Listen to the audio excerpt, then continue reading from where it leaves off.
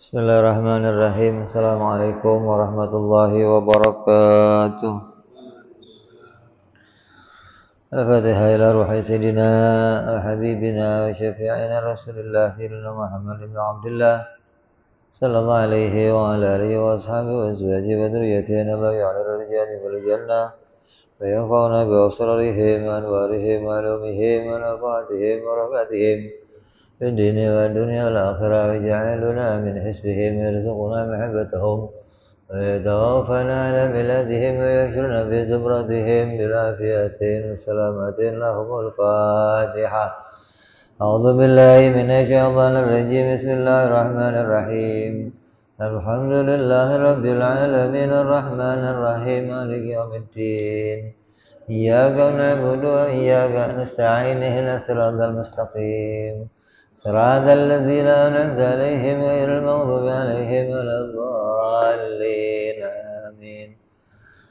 بسم الله الرحمن الرحيم.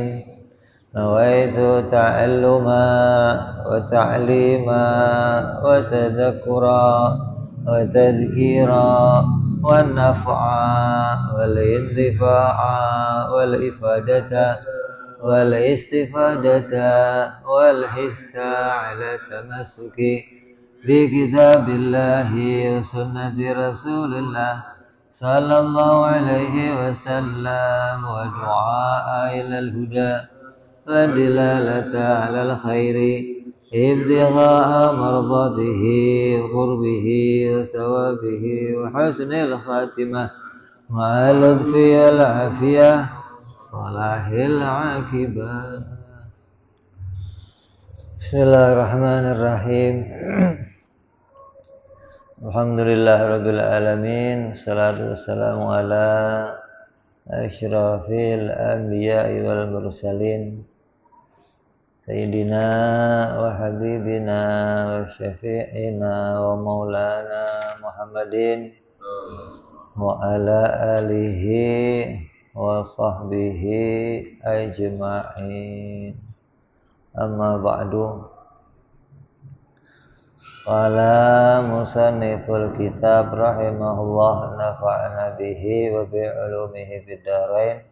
Allahumma aftah qulubana futuhal arifin wa bihikmatika wansur alaina birahmatika ya arhamar rahimin. Ila anqal, apa kita kemarin?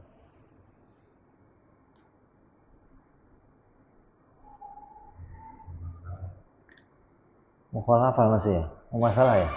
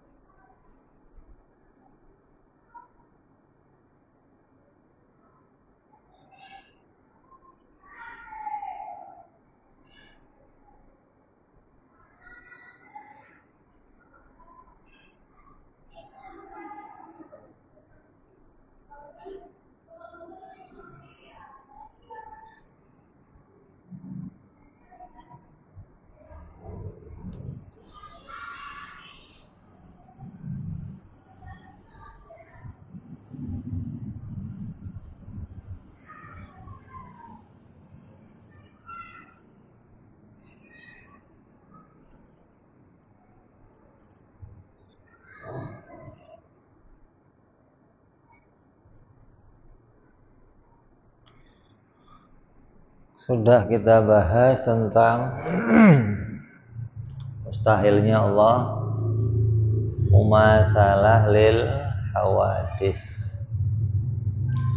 Maka ini diantara makna tauhid yang kita pelajari. Jadi tauhid indah ahli sunnah itu adalah pelajaran. Tauhid itu bukan sifat Allah. Kalau sifat Allah wahdaniyah. Tauhid itu mata pelajaran.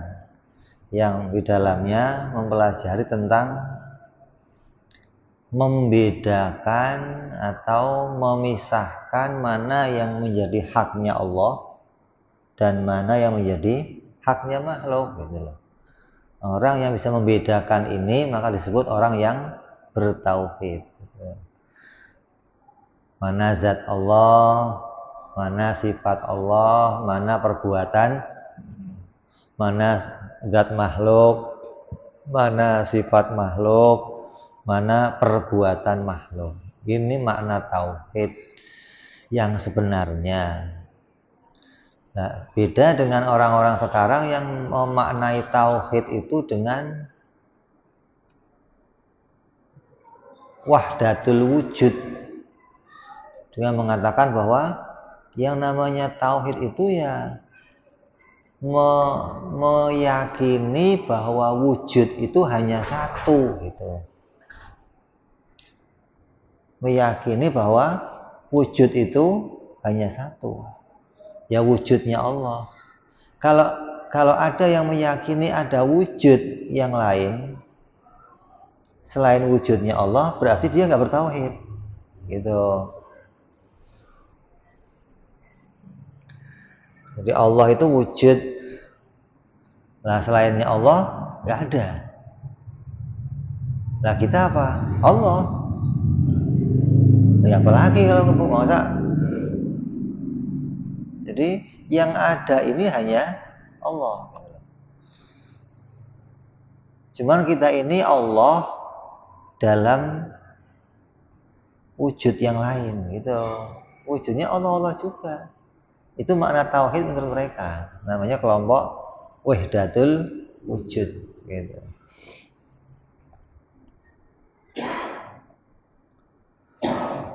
Jadi banyak orang-orang yang menyelewengkan maknanya tauhid gitu. Nah, setelah kita kemarin bicara tentang zat Allah, sifat Allah dan perbuatannya Allah, kemudian wabil jumlah, kesimpulan dari apa yang kita bicarakan, wa kullu ma siwa maulana jalla wa alza yalzamuhul hudus wal iftiqar ila mukhassis. Kesimpulan dari apa yang kita bahas tentang maknanya mumasalah, segala sesuatu selainnya Allah Azza wa Jalla pastilah dia perkara yang baru dan butuh pada pencipta. Berarti selainnya Allah makhluk. Kalau nggak ada makhluk,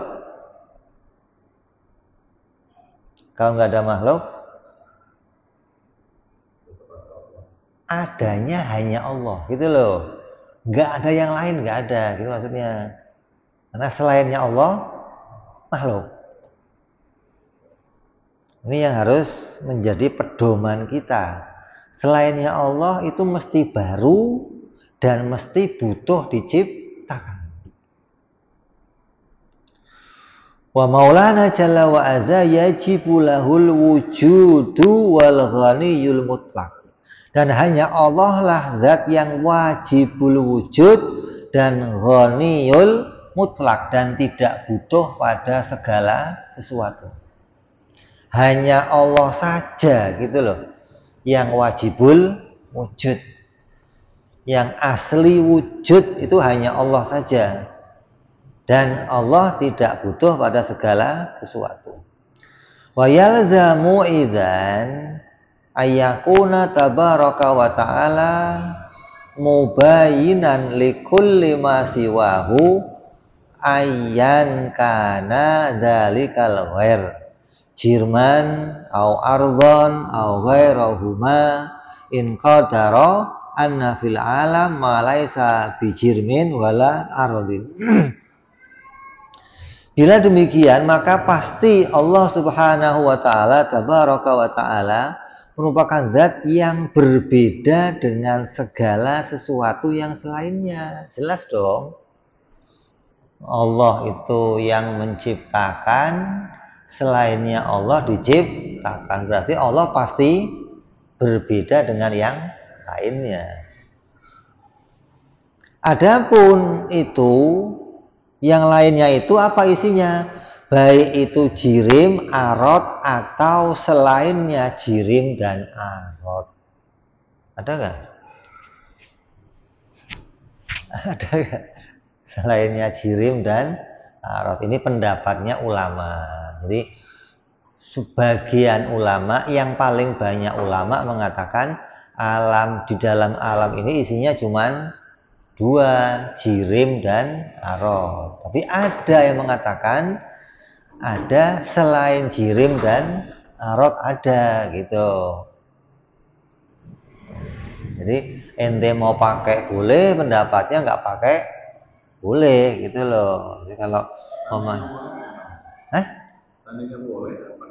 alam, iya tetap alam, tapi dia bukan jirim dan arot gitu loh. Kayak sebagian mengatakan ruh itu bukan jirim, bukan arot gitu loh. Ada lagi akal, akal itu bukan jirim, bukan arot. Ini jadi perbedaan ulama dalam mengkelompok-kelompokkan alam maksudnya loh. Tapi sebagian yang sepakat ya sudah jirim, alam itu jirim sama arot sudah selesai.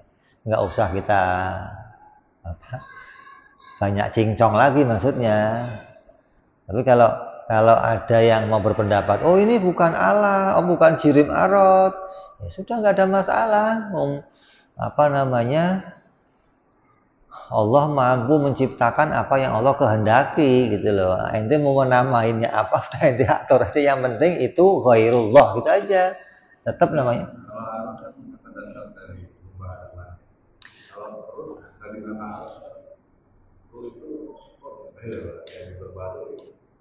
Bukan, arot itu asal kata dari datang. Baru datangnya.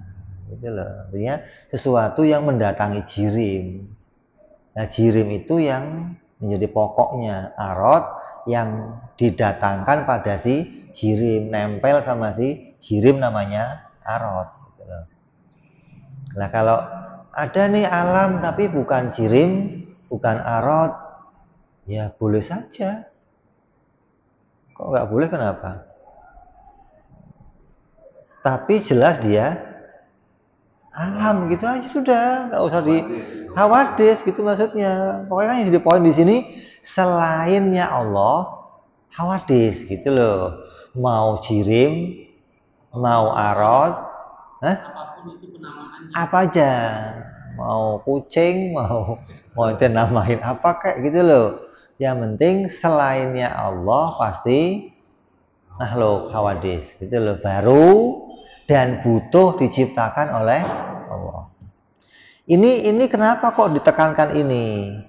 Id ala takdiri wujudi hadzal qismi fil alam wa hadisun bidalili ijma'i kama annal qismainil awwalaini hadisani bidalilil akli. Sebab berdasarkan pengandaian adanya sebagian alam yang terakhir ini, maka bagian tersebut bersifat hadis berdasarkan ijma'nya ulama. Yang bukan jirim, bukan arot, berdasarkan ijma' ulama tetap hawadis. Bagi sebagian yang lain bukan hawadis, gitu loh yang bermasalah. Ini yang dimasalahkan. Ya hidam dong. Makanya, iya, makanya di bawah ada berita tuh. Adapun dalil sam'i dari ijma' tersebut adalah sabda Nabi, kanallah wala syai'un ma'ahu. Kanallah wala syai'un ma'ahu. Adanya Allah itu nggak berawal, nggak berakhir, dan tidak ada yang bersama Allah.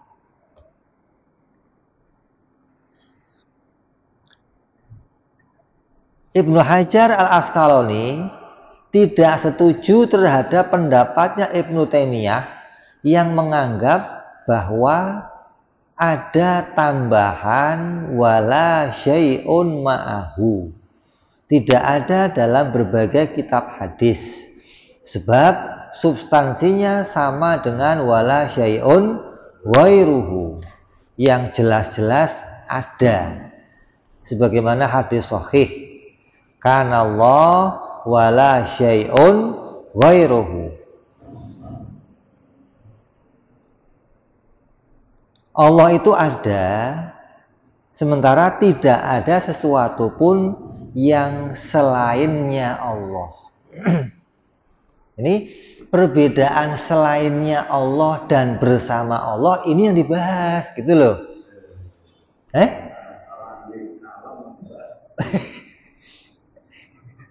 Nah, Ibnu Taimiyah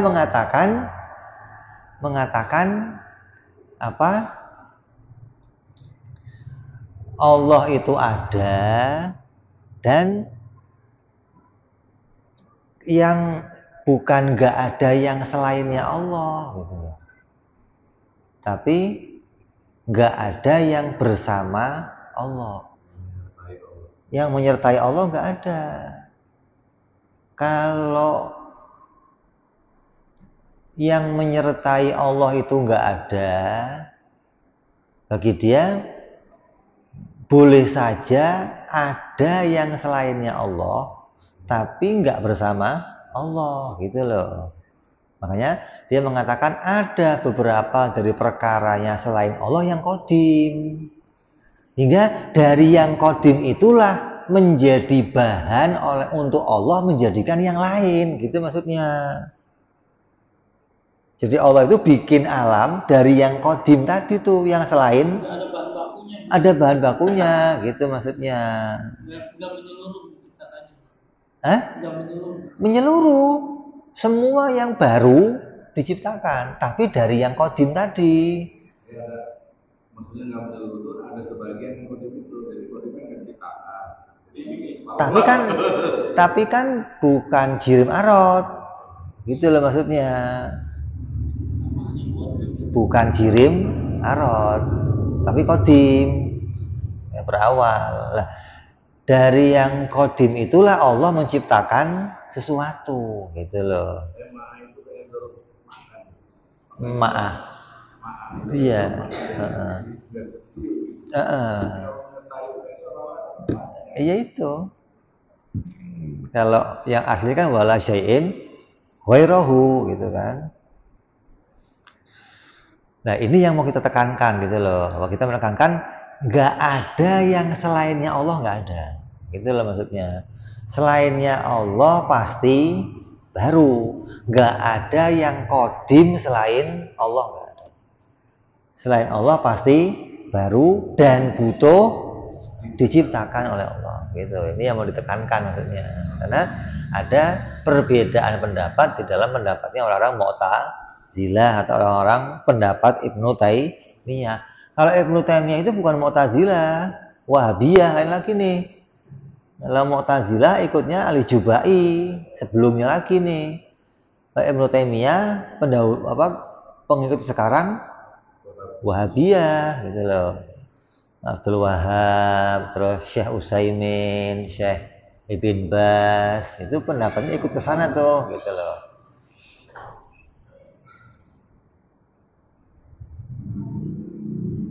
Ya, jadi menekankan hadis dengan ma'ahu atau ghairahu, gitu loh. Jadi ma'ahu itu karang-karang.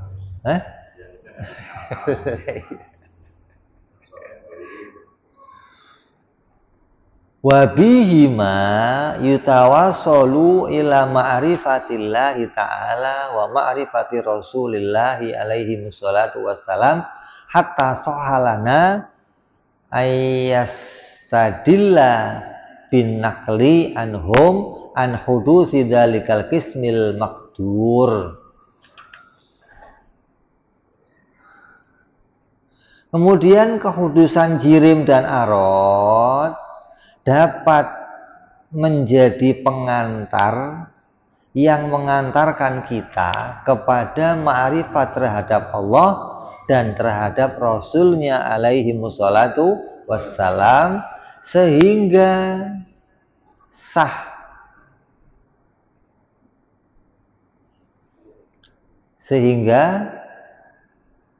bagi kita mendalili dengan dalil nakli atas kehudusannya bagi alam yang tadi diandaikan, gitu loh. Jadi ente ngomong andai-andai ada nih, bukan jirim, bukan arot, tetap harus perkaranya kudus, tetap harus perkaranya diciptakan, gitu loh. Karena dengan inilah kamu disebut namanya apa? Bisa mentauhidkan Allah. Karena makna tauhid apa tadi? Bisa membedakan, gitu loh. Mana yang qadim, mana yang hudus, gitu. Kalau kamu nggak bisa membedakan ini atau menganggap ada perkara qadim tapi bukan Allah, berarti kamu nggak bisa bedain. Ya kan? Kamu nggak bisa memisahkan bahwa qadim itu hanya haknya Allah. Qadim itu sifatnya Allah, bukan sifatnya selain Allah. Selain Allah pasti baru dan iftikor. Yang qadim dan yang nggak butuh diciptakan hanya Allah. Nggak ada lainnya, gitu loh maksudnya. Nah, kita diciptakan dari mana? Ente pengen dari mana? Kok dari mana? Ya dari mungkin ada. Sesuatu yang bisa muncul itu asalnya mungkin. Kan begitu. Mungkin saja ada, mungkin saja. Lagi kan. Kalau nggak ada kemungkinan untuk ada, ya kamu nggak bisa dimunculkan jadi ada, gitu loh. Karena ada kemungkinan ente itu wujud, maka Allah bisa mewujudkan, gitu loh. Kalau ente itu nggak mungkin wujud, iya sampai bedeng yang nggak bisa diwujudkan. Oh, nggak mungkin wujud, kalau mau diwujudkan bagaimana? Tapi barang wajib atau barang kan nggak mungkin diwujudkan, gitu loh. Lah, kalau kok bisa saya diwujudkan karena ente itu asalnya mungkin wujud, gitu loh.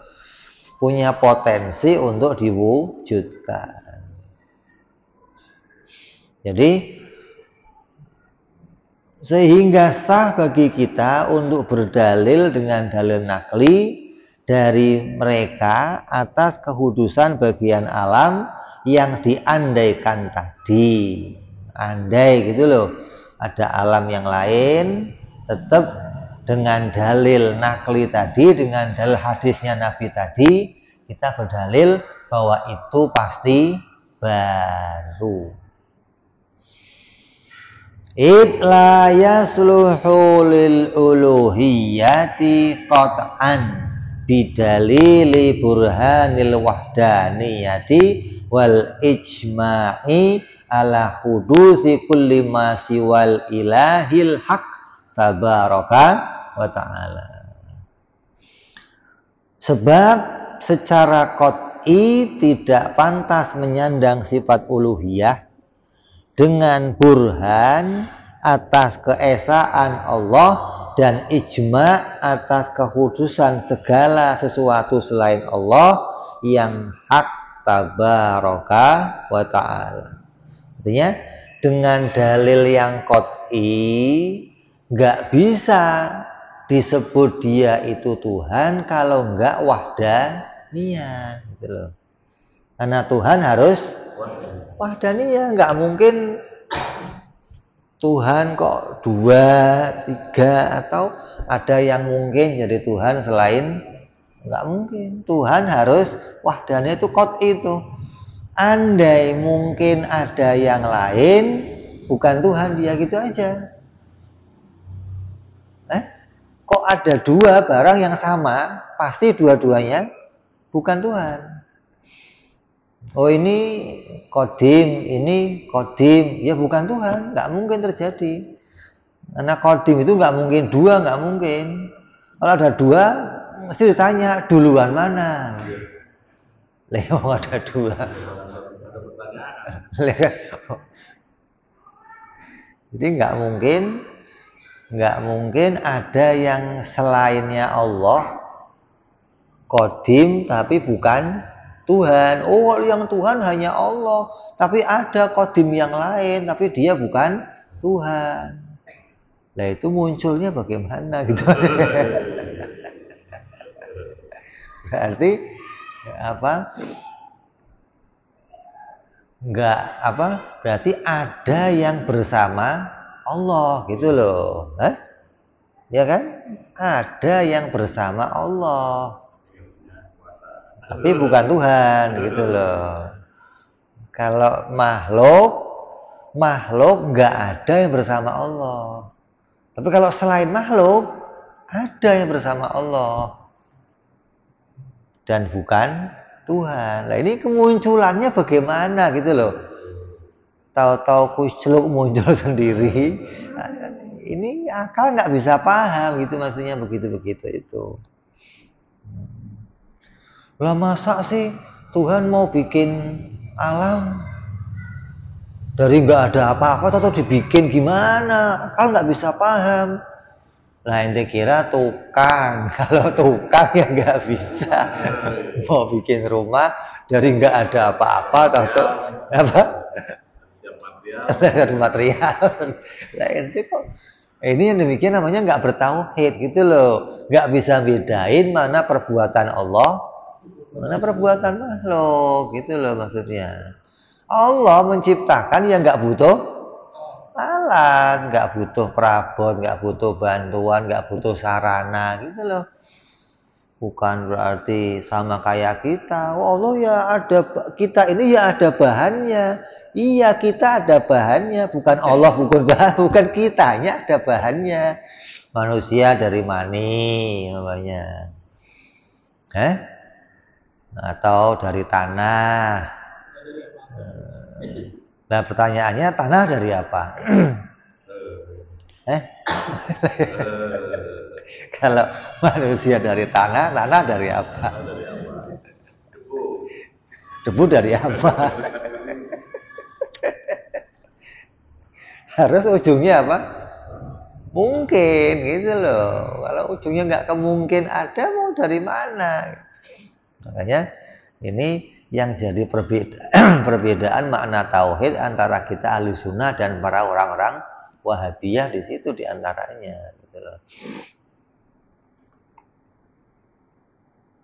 Makanya untuk memahami ketuhanan itu modalnya harus wajib, mustahil, jaiz, nggak bisa modal yang lain, nggak bisa. Ente mau kenal Tuhan nggak pakai modal ini susah. Harus 3 ini doang, wajib, mustahil, jaiz. Mana yang wajib, mustahil, jaiz, haknya Allah yang mana, haknya makhluk. Baru kamu akan tahu, oh ini toh membedakannya, ini toh keadaannya, gitu loh. Kalau nggak pakai ini jalannya, nggak ada rumusan untuk kenal Allah, nggak ada. Nah kalau Mu'tazilah, Mujassimah, Wahabi, terus manunggaling Gusti, Wahdatul Wujud. Untuk kenal Allah nggak punya rumusan, gitu maksudnya. Nggak ada pedoman yang mau dipakai itu nggak ada gitu loh. Iya dong, karena kalau ada pedoman, maka pedoman ini yang nanti akan diaplikasikan ke kenyataan, gitu kan? Jadi patokan maksudnya. Lah orang-orang Wahdatul Wujud, orang-orang manunggaling Gusti ini, pedomannya kemana?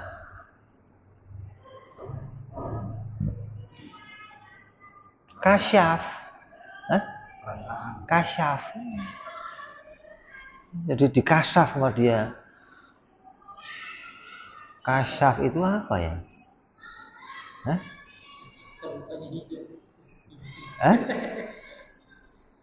Jadi nggak perlu pakai akal gitu loh.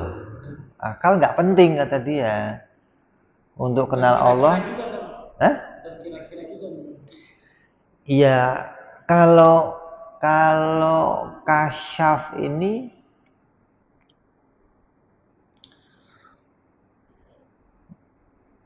kepastian benarnya di mana gitu loh maksudnya. Asumsi akhirnya gitu loh. Iya, artinya kepastian benarnya nggak ada. Yang jadi pedoman, patokan kebenarannya nggak ada. Kalau kita kan punya pedoman. Kalau nggak ada wajib, mustahil, jaiz, ya kita pinggirkan. Nggak ada. Pedoman kita ini gitu loh. Hingga mau ente aplikasikan ke kenyataan, ya harus begini nanti jalannya. Yang wajib jadi haknya Allah. Jaiz jadi haknya makhluk. Mustahil ini nggak akan pernah wujud. Ini pedomannya ada gitu maksudnya. Walaupun kamu nggak ada kasyafnya, nggak ada terbuka, kamu nggak lah kenal Allah dengan kasyaf atau kenal Allah dengan ilham umpamanya. Kamu taunya itu ilham, bener gimana? Kalau nggak ada timbangannya repot. Lah ya entar jangan-jangan arifin ilham. Lah iya kan nggak ada patokan maksudnya loh. Kalau kamu kok tahu-tahu diilhami Tuhan itu ada di rumah kamu gimana? Lah iya. Coba kamu tenang. Tuhan lagi di rumah kamu sekarang. Ini bener apa? Yang mau dijadikan pedoman ini bener atau enggak gimana gitu loh maksudnya. Lah dengan pedoman ini kita bisa nolak? Nggak mungkin, mustahil gitu. Karena ada patokannya, mana yang jadi haknya Allah, mana ya hadis tadi tuh. Oh ada, nggak ada. Kenapa selainnya Allah harus makhluk? Selainnya Allah harus diciptakan, selesai gitu loh. Nggak mungkin ada selain Allah tapi nggak diciptakan. Kodim selainnya Allah ada tapi nggak diciptakan dan dia kodim. Nanti ngebetnya kayak ruh. Ruh itu begitu. Ruh itu selainnya Allah nggak diciptakan. Kodim. Makanya ruh itu bako, nggak bisa hancur, nggak bisa mati, gitu loh. Nanti bukan jirim juga akhirnya kan begitu.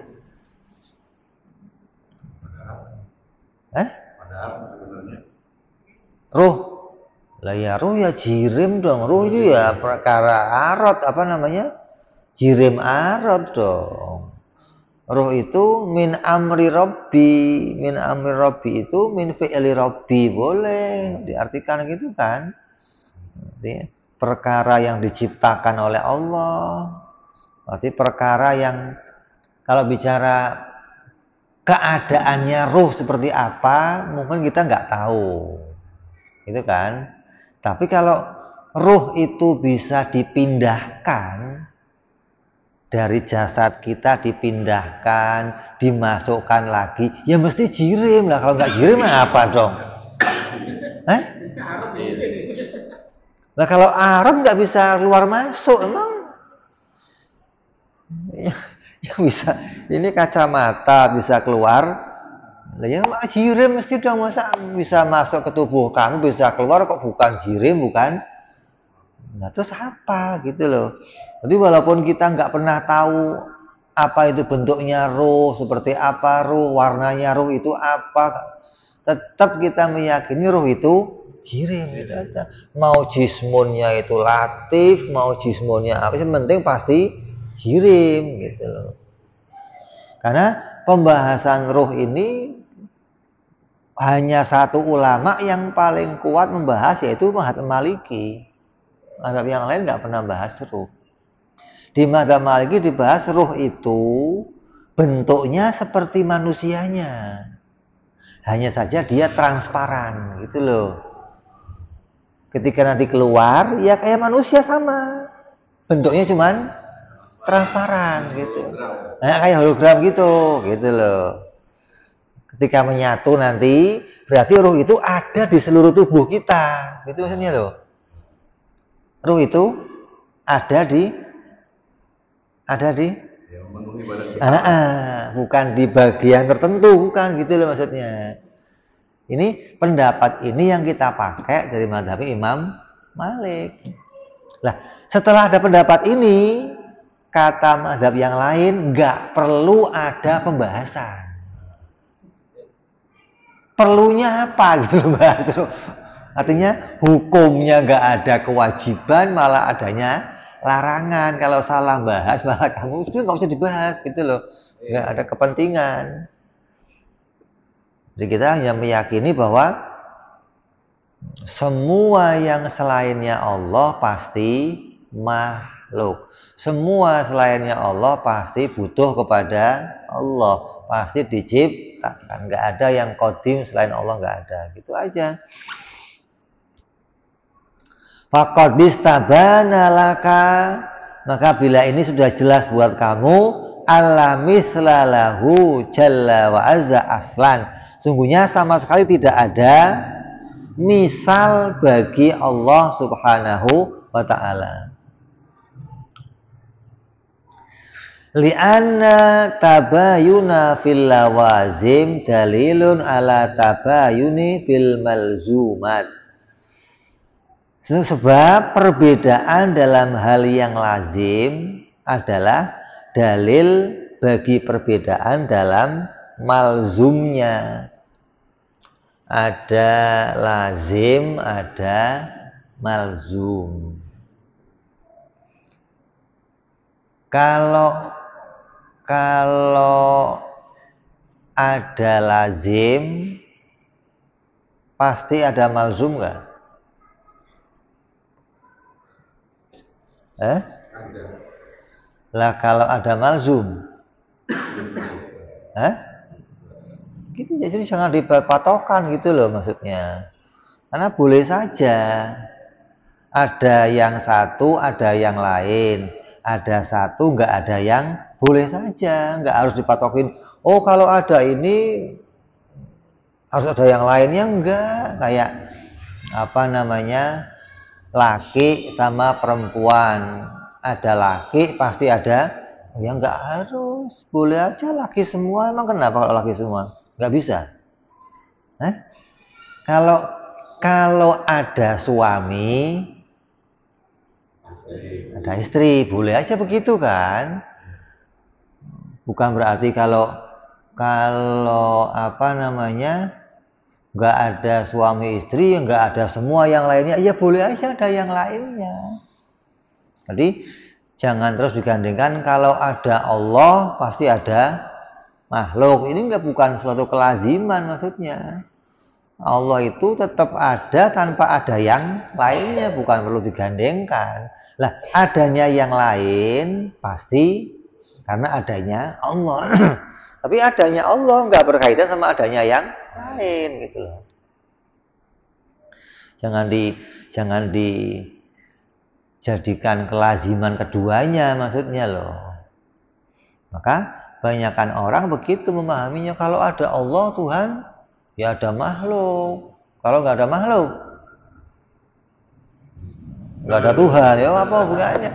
Kalau suami istri boleh, kalau nggak ada suami, nggak ada istri. Kalau nggak ada imam, kan boleh aja begitu. Kalau nggak ada bapak,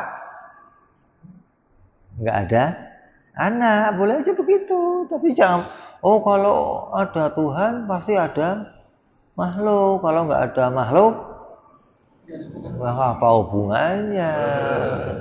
Ini rumah bergandengan sama tukang. Kalau rumahnya nggak ada,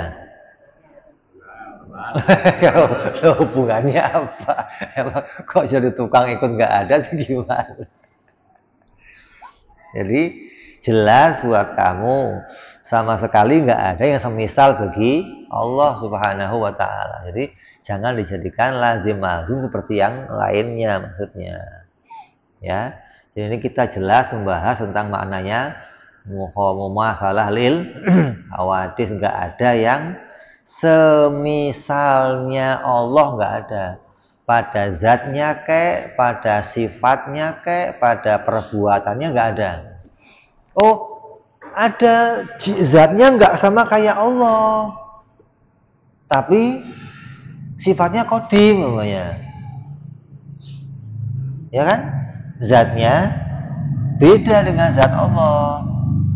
Perbuatannya beda dengan perbuatan Allah, tapi dia qadim, berarti ada yang semisal dengan Allah.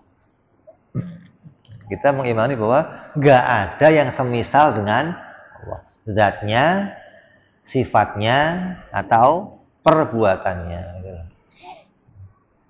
Perbuatan kita apa namanya?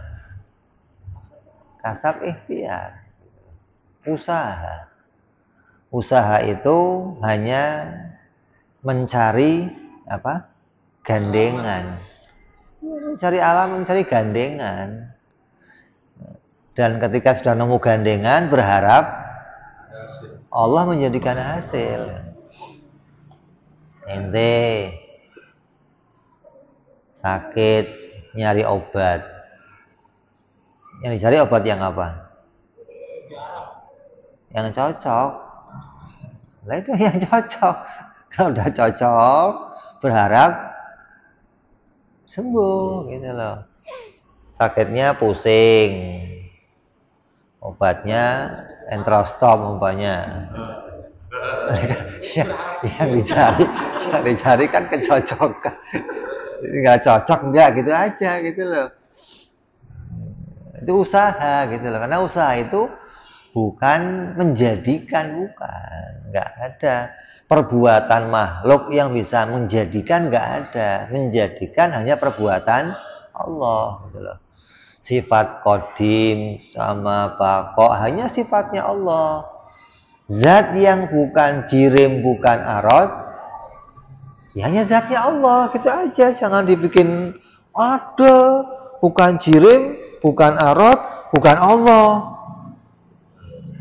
Qadim repot lagi nih. Ini bikin ruwet aja loh. Kamu boleh ngomong ada bukan jirim, bukan arad, tapi tetap dicip. Nah selesai, nggak masalah gitu loh. Tapi kalau ada bukan jirim, bukan arad, tapi nggak diciptakan dan dia bukan Tuhan, ini bikin repot. Nggak punya pedoman kita akhirnya. Yang diciptakan itu yang seperti apa maksudnya loh? Anggur. Anggur. Ada barang nganggur ya. Ada barang makhluk bukan, Tuhan bukan. Dan ini barang nggak ngapa-ngapain.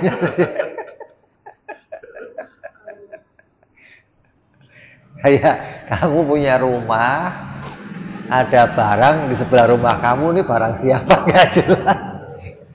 Sejak rumah saya jadi udah di sini barang, terus ngapain? Saya nggak ngerti ini barang apa. Ada yang begitu ya. Jadi jelas tentang wajibnya Allah mukhalafah, mustahilnya mumasalah. Nggak ada yang semisal dengan Allah Subhanahu wa taala. Ini pembahasan ini masih panjang sebenarnya. Tapi dicukupkan sekian. Kalau kita mau naik lagi pembahasan lebih tinggi lagi, ada di kitab yang lainnya nanti. Terus yang berikutnya kita akan bahas nanti mustahilnya Allah tidak berdiri pada zatnya sendiri, insya Allah. Wallahu a'lam bishawab. Wa ila hadratin Nabi Al-Fatihah. A'udzu billahi minasyaitonir rajim. Bismillahirrahmanirrahim. Alhamdulillahi rabbil alamin arrahmanir rahim maliki yaumiddin. Iyyaka na'budu wa iyyaka nasta'in ihdinas siratal mustaqim. Siratal ladzina an'amta 'alaihim ghairil maghdubi 'alaihim waladdallin. Amin. Ya Rabbana tarabna bi anana tarabna وأننا أصرافنا على لظى أشرافنا فتب علينا توبة تغسل كل حوبة أستر لنا عوراتي وآمن روعاتي واغفر والدينا ربي ومولودنا والآل والإخوان وسائر الهلان وكل ذي محبة جيرة أو صحبة مسلمين أجمع آمين ربي اسمع